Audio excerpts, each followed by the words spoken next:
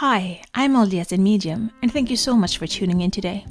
I want to try to bring religion and spirituality closer together, and this is what this pod is all about.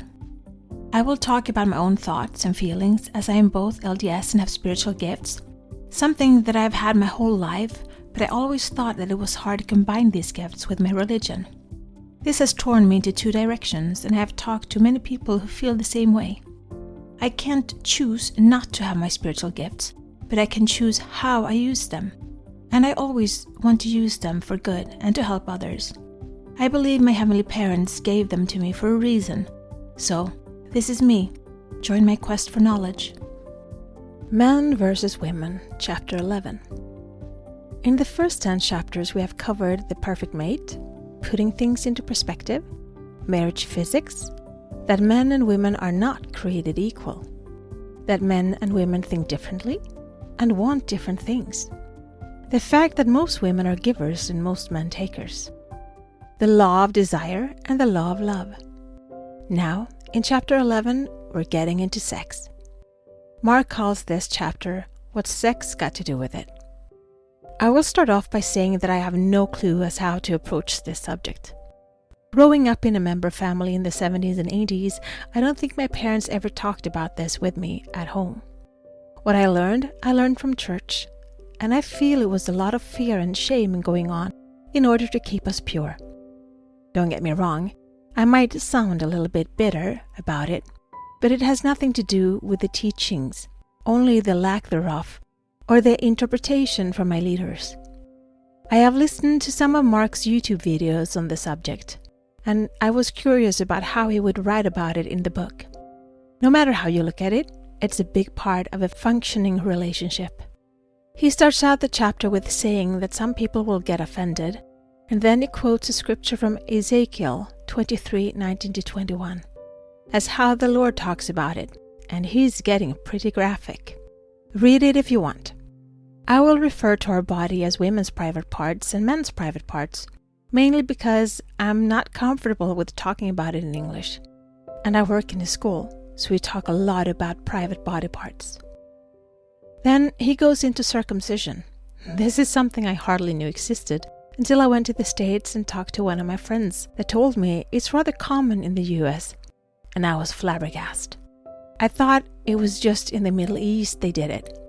I don't want to come across as ignorant, but in Sweden it's not a common thing at all. Then it says something rather interesting, and I will quote this.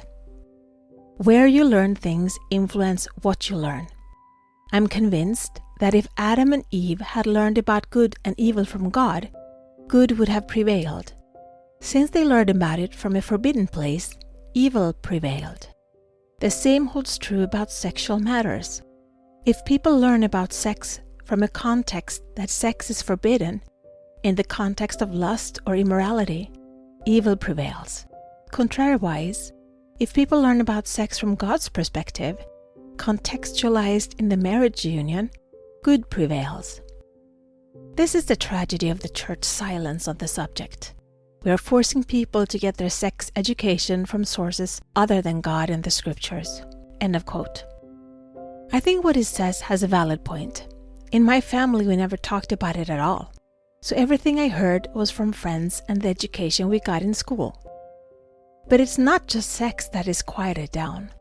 Being born with gifts out of the normal, or getting them later, is also not widely talked about. And since it's not addressed up front, from the hush-hush makes it feel shameful or dirty, or like there is something wrong with you. Lately, there's been so many things coming to me, reasons behind laws that God has given us, and now I get the why behind the law, and then it all makes sense. I have blindly just abided by the laws in faith because He's asked me to do it.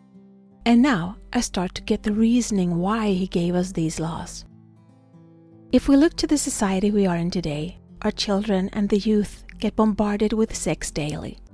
And if we're still defending us with the silence treatment, we will lose. And sex can be something beautiful, powerful, and amazing, but also hurtful and shameful and evil. But it's us that are putting these labels on them. By making it out as bad, it will just add to the hiding in and pornography addiction, and more people feeling bad and shameful to the core. That is not what God intended it to be for us. Today, everything is easy, accessible, and if we want to win this fight, we need to start to open up about this subject too. I will end with one more quote. The truth is, sex was God's idea, and God always has great ideas. He was the one who created our bodies to feel the way they feel when they are touched and caressed. Sex is a divine gift. This is just the beginning of the chapter, but it's as far as I feel ready to go today, to set it up, so to speak. Yes, I might still feel prudish when talking about this. It's getting out of my comfort zone, but I think it's important in today's society to start to open up about this subject, sex. Not even spelling it, just saying it out loud. I come from Sweden, and we are known to be open-minded about this subject. But trust me, in the church it's been as taboo as everywhere else. Now, after being in a 20-year marriage and 4 children later, I'm not quite as shy as I once was, but almost. Oh well, I'll get through this chapter a bit at a time. Lots of love. Be the light, share the light, spread the light, shine.